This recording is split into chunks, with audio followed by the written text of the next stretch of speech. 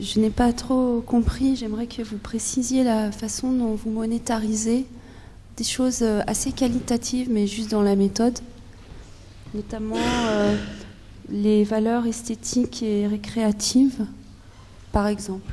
Voilà. Mais un peu dans le détail de votre méthodologie, dans le détail, de l'étude.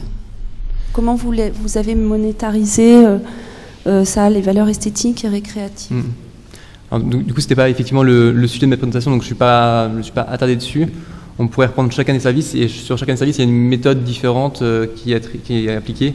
Sur la partie épuration, j'ai dit, c'est considérer quels seraient les coûts préventifs ou curatifs associés à éviter l'émission d'une pollution ou gérer la pollution par rapport à ça. C'est des choses qui sont assez simples, qui sont pas plus vraies que ça, mais qui sont relativement simples. Sur des choses comme biodiversité, pour tout ce qui est non-usage, sur activités récréatives, sur des choses qui sont effectivement plus qualitatives, tous les services culturels en fait, on a beaucoup plus de mal. Il y a une partie qui est sur la partie, par exemple, services éducatifs et recherche.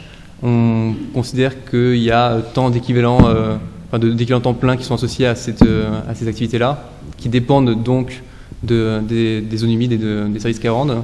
Et on estime, on fait une proxy par rapport à ces éléments-là. Sur la partie biodiversité et sur la partie tourisme récréatif, on a fait une analyse conjointe, qui est donc une enquête auprès de la population pour comprendre leur perception, avec tous les défauts que ça peut avoir, mais comprendre leur perception et essayer de comprendre quelle est la valeur qu'ils donnent à ces éléments-là. Donc on a essayé d'extraire autant que possible la valeur que les gens accordent à la biodiversité, mais à la biodiversité non pas la partie utilisable de la biodiversité, c'est-à-dire tout ce qui est poissons, etc., mais plus le fonctionnement du système, sa présence, le fait qu'il soit là, qu'il fonctionne, et puis sur la partie touristique, essayer de comprendre la valeur que les gens accordaient à la partie paysagère, à la composante paysagère du territoire. Donc je ne pense pas qu'on rentre dans les détails d'analyse conjointe ici, je pense qu'il y en a une partie d'entre vous qui connaissent. C'est une méthode qui a ses défauts, qui a beaucoup de défauts, mais qui a l'avantage de pouvoir donner une idée de ce que perçoivent les gens sur des biens particuliers qui sont peu estimables, sachant qu'on peut rester sur la partie valeur encore, on peut rentrer dans le détail de ce qui est fourni par l'analyse de perception et comprendre quelle est la perception des gens en général en fonction de leur localisation géographique du bien, sans même qu'ils donnent la valeur en tant que telle. Mais voilà, pour répondre en partie à la question. Voilà. Je redonne la parole dans la salle, Frédéric. Oui, une question sur les emplois favorables à la biodiversité. Donc vous avez défini ce que c'était qu'un éco-emploi, par contre vous n'avez pas parlé de ce que vous mettiez derrière le mot biodiversité. Ce qui me gêne par rapport à ça notamment, c'est moi je ne sais pas ce que c'est qu'un emploi favorable à la biodiversité. Je vois pas comment un emploi peut être favorable, surtout qu'aujourd'hui on parle plutôt de perte de biodiversité. Et du coup, est-ce qu'il n'aurait pas fallu inverser la question en disant quels sont les emplois qui ne sont pas favorables à la biodiversité? Je m'appuie sur un exemple que vous avez cité, qui était l'exemple de la carrière.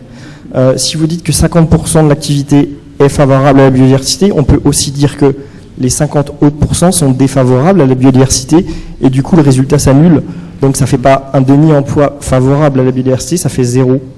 Donc voilà, du coup, je pense que le résultat est encore, même si c'est un emploi sur 1000, ça me paraît encore du coup surestimé presque.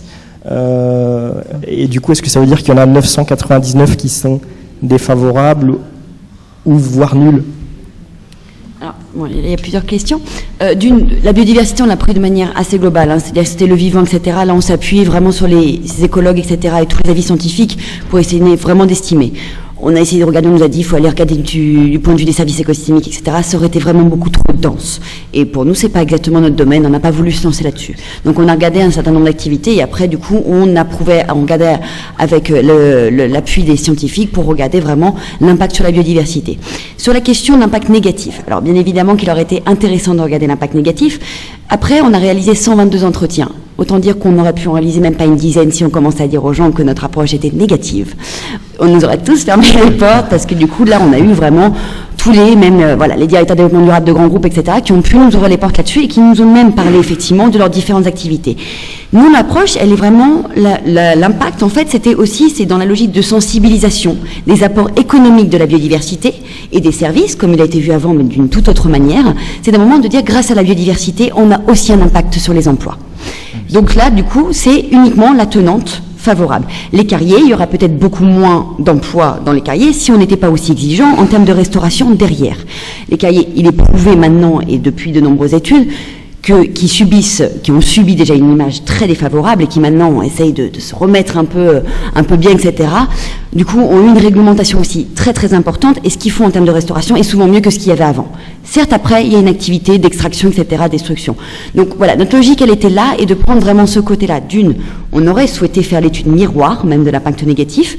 Ce qu'il faut dire, c'est qu'un emploi sur 1000 ou même les 5000 bio-emplois, il y en a quelques-uns dans les carriers. Après, c'est aussi les gens de l'ONF, c'est aussi des associatifs, c'est aussi le secteur public qui n'ont pas forcément, qui même s'ils ont que 50% favorables à la biodiversité, le reste peut être neutre. Le reste n'est pas forcément négatif, hein. Contrairement aux carriers, effectivement, où on peut faire du 50-50, bon, si on grossit un peu. Donc voilà, donc du coup, c'était l'impossibilité, cette étude miroir. Parce que alors là, on a eu aussi, les gens nous racontent vraiment, enfin là, on avait des panels de biocoefficients qui allaient de 0,1 à 0,9. On avait vraiment tout et rien parce que les gens s'exprimaient pas du tout, très différemment sur la question. Et donc voilà, donc l'impossibilité de cette étude miroir. Et après, du coup, c'était le côté, on prend l'impact positif parce que c'est les retombées économiques aussi de cette biodiversité en termes d'emploi là. Voilà, c'était un peu l'objectif de pas dire, nous, la biodiversité, on ne sait pas exactement comment elle va évoluer, la dynamique qu'il y a derrière, mais par contre, on peut dire que grâce à ces différentes activités, de protection, restauration, conservation, ce que je disais tout à l'heure, et du coup, on a un certain nombre de retombées avec, du coup, quelques milliers d'emplois en France qui dépendent de ce type d'activité. Voilà. Donc, tu avais demandé la parole.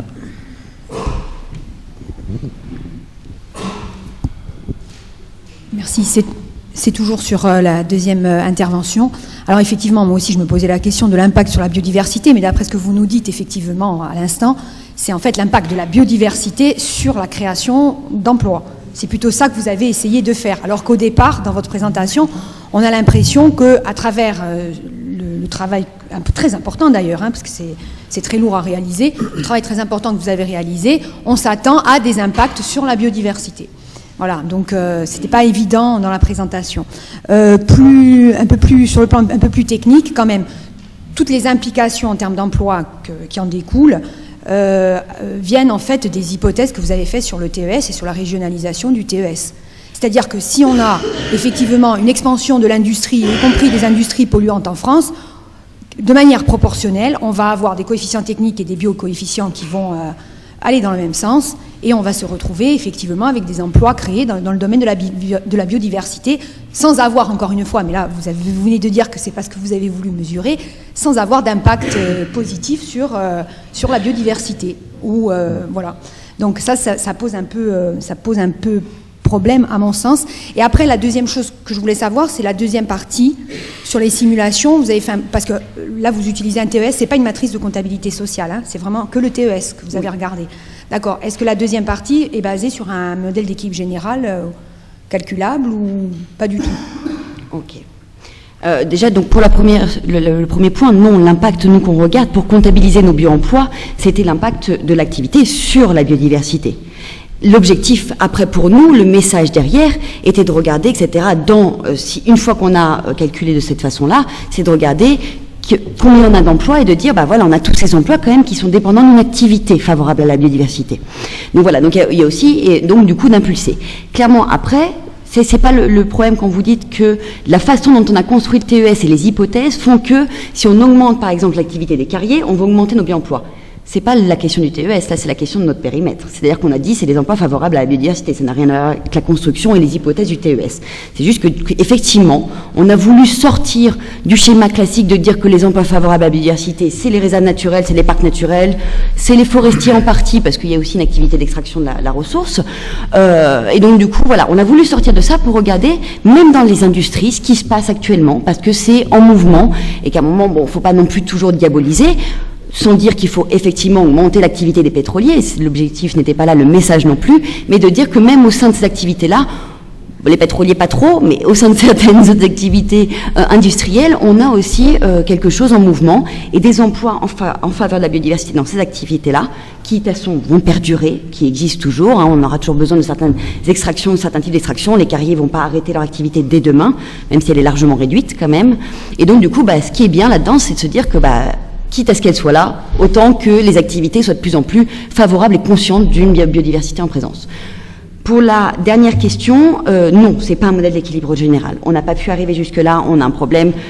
Pour l'instant, on arrive à faire. Donc là, c'était le premier papier qu'on a fait là-dessus. Là, on en fait un deuxième actuellement sur vraiment la modélisation de notre de ce qu'on a pu faire là. Donc là, on essaie de décrire un peu le modèle, etc. Et en fait, on arrive pour l'instant qu'à toucher un seul secteur. On n'arrive pas du tout à le généraliser. Alors, on prend une dernière question. Une dernière question d'une grenobloise à un grenoblois. On va délocaliser un débat qu'on a à Grenoble. Est-ce que, on n'est pas tout à fait d'accord, c'est peut-être pour ça qu'on a fait 2 laboratoires à Grenoble. Est-ce que parler encore de régime climatique depuis Copenhague, ça revient pas à faire de l'acharnement thérapeutique? Et puis, si effectivement ce régime climatique est moribond, quid des mécanismes de développement propre? Est-ce qu'on va maintenir les mécanismes de développement propre alors que le cadre institutionnel dans lequel ils avaient été conçus est en train de s'effondrer? Ou bien est-ce qu'on peut maintenir ce type de mécanisme bien que le régime n'existe plus, même si le régime n'existe plus, sachant qu'il y a un biais dans les mécanismes de développement propre, puisqu'initialement ils avaient été conçus pour aider des zones qui en avaient vraiment besoin, notamment l'Afrique, et que c'est la Chine, l'Inde et le Brésil qui récupèrent la quasi-totalité des mécanismes de développement propre aujourd'hui. Merci Jean-Christophe. Je peux répondre? Mais tu as le droit. Bien, je vais rassurer le public qui attend une pause. Il n'y aura pas un débat dans le Scientific Policy Space au sein de Grenoble. Enfin, donc c'était pas préparé. On s'était pas donné le mot pour vous suggérer cette idée-là. Non, mais la question posée par Catherine Figuière, c'est est-ce que l'idée de régime climatique, ça continue d'être quelque chose de pertinent à analyser? Moi, je pense que oui, tant qu'il n'est pas mort. Donc, et pour autant, ne m'accusez pas d'acharnement thérapeutique, je n'y suis pour rien. Donc, tant qu'il y a un régime et tant que l'accord tient sur le droit international, il rentre dans mon schéma. Pour autant, pour comprendre comment se formule la politique climatique, j'ai pas besoin du régime climatique si je travaille dessus en 2020. C'est-à-dire que si en 2020 il n'y a plus de régime climatique, il y aura un pan entier de la réflexion qui sera évacué et on sera plus dans les accords internationaux de niveau mondial, mais éventuellement dans des accords bilatéraux. C'est-à-dire que l'Union européenne dira à la Chine, désolé, vous devez être propre et faire de l'atténuation du changement climatique, sinon on n'achète pas vos micro-ordinateurs. Enfin, pour le simplifier comme ça. Donc, il y a différents niveaux d'accords internationaux. On les prend en compte dans la formulation de la politique, dans la contrainte externe pour la formulation de la politique. Mais, comme le suggère Catherine, le régime climatique n'est pas très bien portant. Pour autant, la réalité des choses, c'est que même sans régime climatique, un grand nombre de pays développés ou en développement déploient des politiques. Je signalais cette idée de low carbon development ou bien l'économie verte, etc. Il faut aller voir ce qu'il y a dedans, mais il faut aussi voir, et c'est plus difficile, pourquoi est-ce que se font les choix. Voilà. Alors l'heure de la pause a sonné et je vous propose un repli stratégique.